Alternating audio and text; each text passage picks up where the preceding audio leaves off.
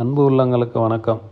நீங்கள் பார்த்துக்கிட்டு இருக்கிற லொக்கேஷன் ஊட்டிக்கு பக்கத்தில் இருக்க அவலாஞ்சின்னு ஒரு ஊர் இருக்கு இல்லையா, அங்கே இருக்கிற மலைவாழ் மக்கள் வசிக்கிற இடத்துல தான் நம்ம இங்கே இருக்கோம். இது அந்த மலைவாழ் மக்களோட குலதெய்வ கோயில்.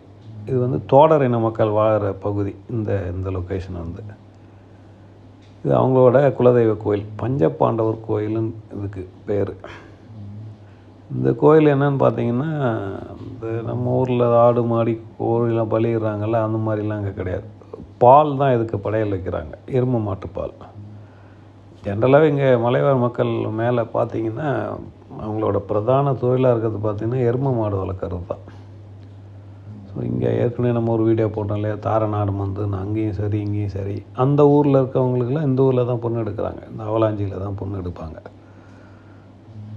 ஸோ இவங்க இந்த விழா காலங்களில் பார்த்திங்கன்னா ஒரு ட்ரெஸ்ஸு மேலே போத்திப்பாங்க பாருங்கள். ஒரு ஒயிட் கலர் துண்டில் கருப்பும் சிகப்புமா ஒரு கையால் அவங்களே நெய்து வச்சுருப்பாங்க. அதுதான் போடுவாங்க.